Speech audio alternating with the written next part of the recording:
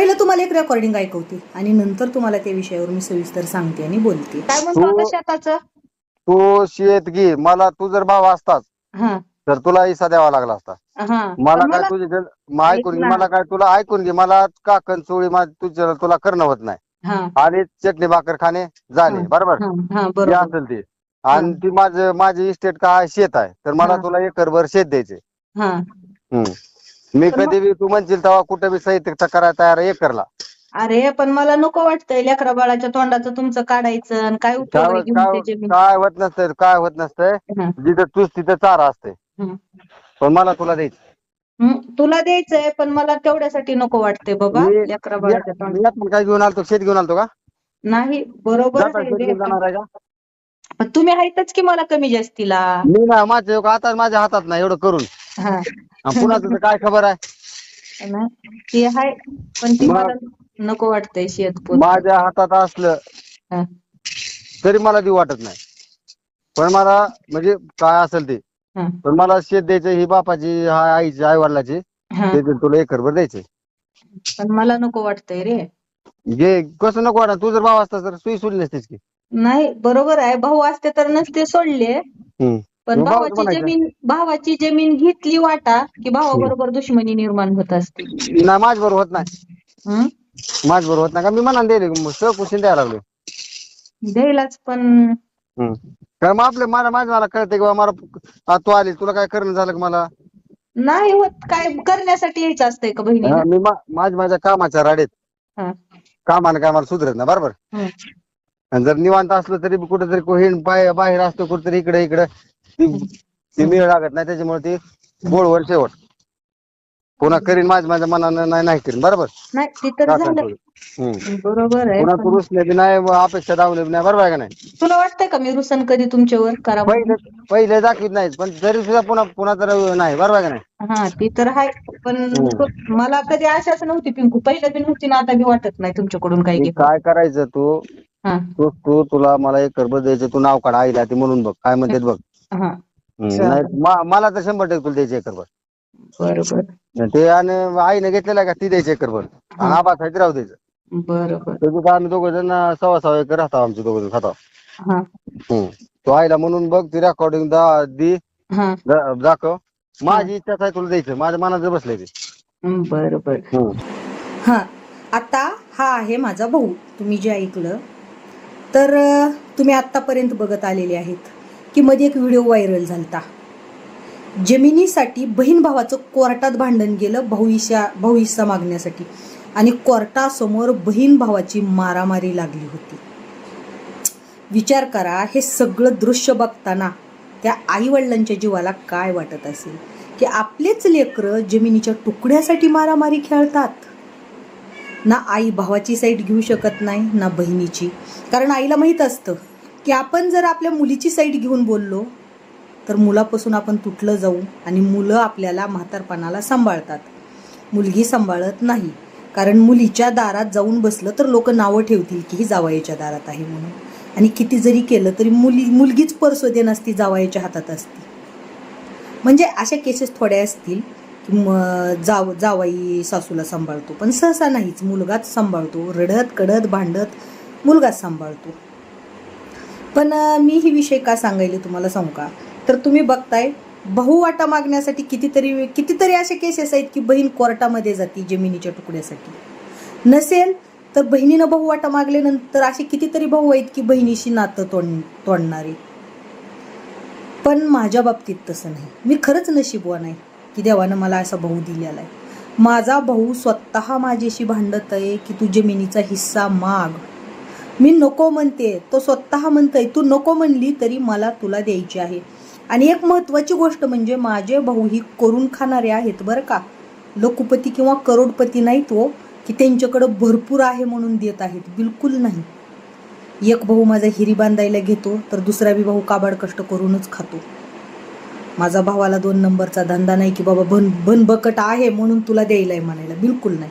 माझे दोन्ही भाऊ कष्ट करून खातात. पण जी बहिणीविषयी त्यांच्या भावना आहेत त्या चांगल्या आहेत. मी भावाला स्वतः म्हणते की बाबा मला काय करायचे तुझ्या लेकरा बाळाच्या तोंडाची जमीन घेऊन, पण नाही, भावाचा हट्टीपणा आहे. माझा भाऊ म्हणतो की मला बघायचंय तुझ्या नावावर जमीन झालेली. आणि त्याचं असं म्हणणं आहे, त्यांना काही लय मोठी 20-25 एकर जमीन नाही की बाबा सहखुशीनं चला भाऊ द्यायला 1-2 एकर म्हणून. त्यांना फक्त 3.5 एकर जमीन आहे. आणि त्याच्यातली 1 एकर जमीन ही विकत घेतलेली आहे. ज्या वेळेला जमीन विकत घेतली त्यावेळेला माझे वडील जरी पित असले तरी त्यावेळेला वडील माझ्या सासरी न्यायला आलते का, तर ती जी घेतलेली 1 एकर जमीन आहे ती मला माझ्या पुरीच्या नावावर करायची. म्हणजे माझे वडील मला लाडानं ताईच म्हणायचे. तर माझ्या वडिलांचा हट्टीपणा होता की माझ्या बायकोच्या नाही तर माझ्या ताईच्या नावावर म्हणजे पुरीच्या नावावर जमीन करायची. पण त्यावेळेस पण मी नकारच दिला. त्यावेळेस पण मी टाळलं की मला नको आहे म्हणलं. का तर मी जर जमीन घेतली तर नात्यात दुरावा येईल ही माझी समज आहे आणि आत्ता पण आहेच. मग त्यावेळेला टाळलं. पण आत्ता माझ्या भावाची इच्छा आहे की जी 2.5 एकर वडिलाच्या नावावर जमीन आहे तर ते 2.5 एकरमध्ये आम्ही दोघं भाऊ 1.25 एकर जमीन बस झाली. पण जी विकत घेतलेली जमीन आईच्या नावावर आहे तर ती आईच्या नावावरची जमीन ही मला ताईच्या नावावर करायची. म्हणजे माझा भाऊ असं म्हणतो की माझ्या बहिणीच्या नावावर मला ती 1 एकर जमीन करायची, माझ्या बहिणीला द्यायची. आणि मी नको म्हणल्यानंतर भावानं मला कारणही सांगितलं की म्हणलं ताई हे बघ कसं असतंय, आत्ता आमचं आयुष्य आमच्या हातात नसते, पुढं चालून म्हणजे बायको लेकरांच्या हातात जाते. आणि तू आल्यानंतर एक तुला मी बोलवण करायलो म्हणजे मला कुठंतरी खंत नाही राहणार की ताई आली आणि ताईला त्याचं एक म्हणणं आहे की तू आली तरी आम्हाला तुला काही करणं होत नाही. मग मी त्याला सांगते की बाबा मी तुला कधी मागते, कारण मी कधी आशाच नाही केलेली की माझ्या भावाने मला हे. त्यांनी तसं मी नाही मागता मला भरपूर काही केलेलं आहे, भरपूर काही. मला कधी मागावंच लागलं नाही. मी कुलती एक बहीण आहे, त्यांना 2 भाऊ आहेत आणि आम्ही खूप बिकट परिस्थितीतून दिवस काढलेले आहेत. लहानपणी आम्ही बहीण भावाने खूप काबाड कष्ट केलेलं आहे, वडील पीत होते म्हणून. आणि पाहुणे रावळे ही कधी मदतीला जास्त येतच नव्हते, जास्त म्हणजे येतच नव्हते खरं सांगायचं तर. आम्ही संकटात सुखात दुःखात बहीण भाऊच सामील असायचो एकमेकाच्या. आणि आत्ता माझ्या भावाचं असं म्हणणं आहे की जी काही 3.5 एकर जमीन आहे त्याच्यातली 2.5 एकरमध्ये दोघं भाऊ 1.25 एकर घेतील आणि जी आणि जमीन पाणीची आहे बरं का, चांगली जमीन आहे. आणि जी आईच्या नावावर 1 एकर जमीन आहे ती ताईला द्यायची त्याचं. आणि मी त्याला नको म्हणते तरी सुद्धा तो काय म्हणतो, नाही मला द्यायची, नाही माझी इच्छा आहे तुला द्यायची. म्हणजे बघा ना कुणीकडे राहिले जी बहीण भाऊ भांडणं खेळतात कोर्टापुढं जमिनीसाठी, माऱ्या खेळतात, नातं तोडतात. आणि माझे भाऊ कुणीकडे की मी नको म्हणते तरी सुद्धा ती बळजबरी करतात की. आणि त्यांचं हे पण म्हणणं आहे, तो भाऊ म्हणजे आज मला बोलला सगळं, तर तो असंही म्हणतो की आईचं वय झाल्यानंतर जो आईला व्यवस्थित सांभाळेल त्याला तू देऊन टाक. आणि जर दोघापैकी आईकडं कुणी दुर्लक्ष केलं नाही बघितलं तर डायरेक्ट आश्रमाला दान देऊन टाक जमीन, जर तुला नसेल घ्यायची तर. पण आम्हाला जमीन तुलाच द्यायची.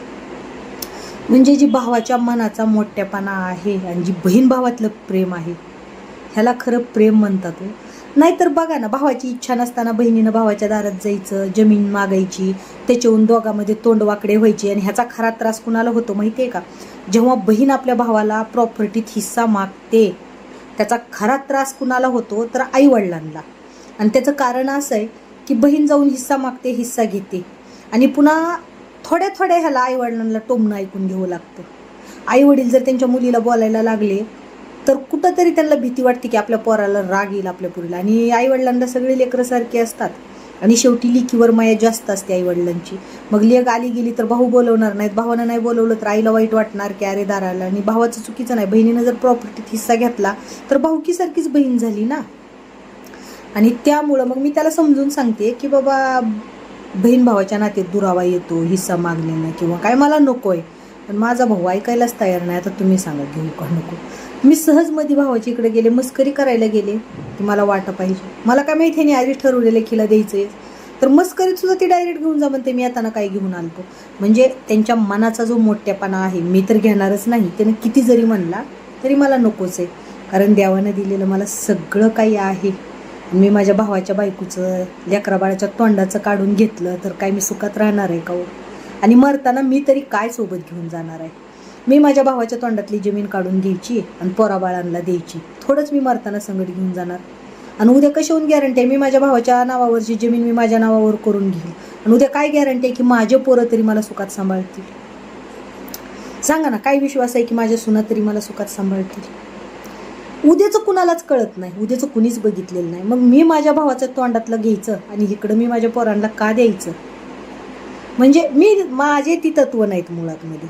मला अजिबात माझ्या भावाकडून आशा नाही की मला भावानं ही द्यावं ती द्यावं, पण माझ्या भावाचा एवढा आग्रह आहे. पण मला खरंच आनंद वाटतो आणि मी स्वतःला नशीबवान समजते.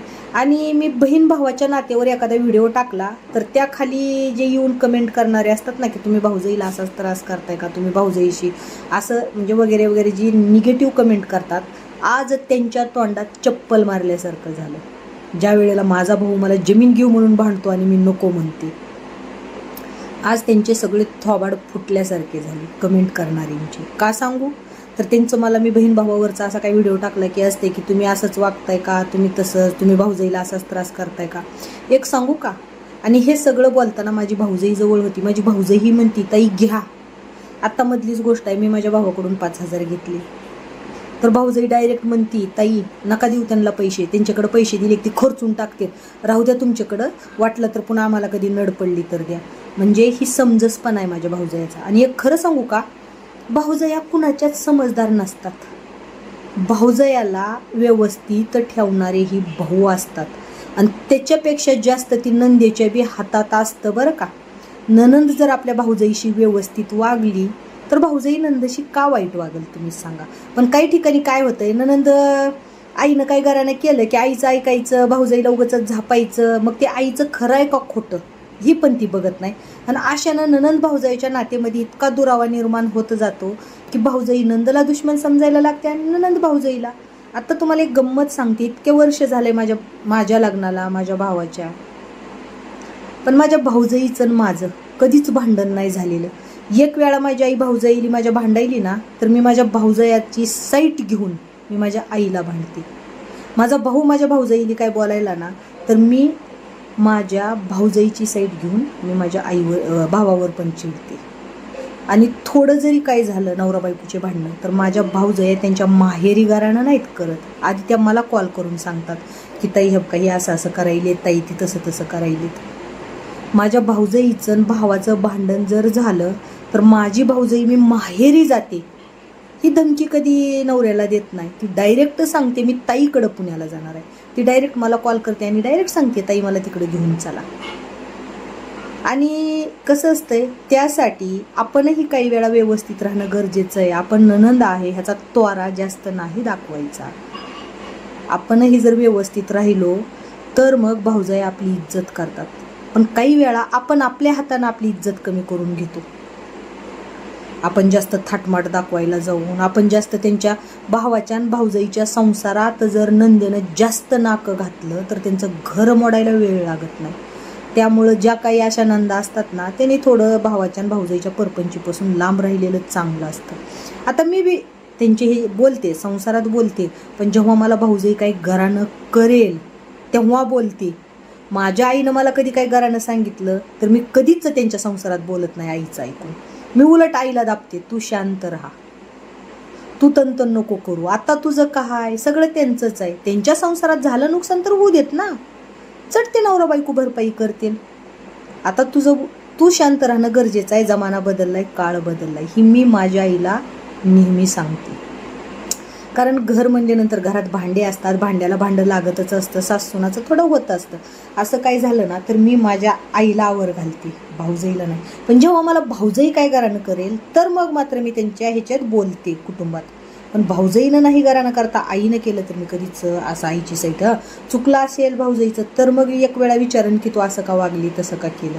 पण माझ्या भाऊजाई आपण खूप गुणाच्या आहेत बरं का. मला कधीच आता एवढ्या वर्षात उलट सुलट उत्तरं कधीही दिले नाहीत. एक वेळा मी चिडले तरी सुद्धा. आणि आपल्याला जर असे नाते टिकवायचे असतील तर कुठंतरी आपणही समजदारपणा घेणं गरजेचं आहे. कारण आपण त्या घरची पाहुणी असतो. आपण 4 दिवस जायचं, त्यांच्या संसारात आग लावायची, निघून यायचं, त्याचा काय उपयोग होतो. म्हणून आणि जे मला विचारतात ना की तुमचे भाऊ कसे आहेत काय, तर त्यांच्यासाठी ठळठळीत उदाहरण आहे की माझे भाऊ असे आहेत. आणि कोण म्हणतो प्रॉपर्टीसाठी बहीण भावाचं भांडण होतं, आमच्यात नाही बरं का. एकतर मलाही आशा नाही आणि पोरही आमच्या निस्वार्थीच आहेत म्हणजे माझे भाऊ. आणि खरंच असे भाऊ ना नशीबवाल्यांनाच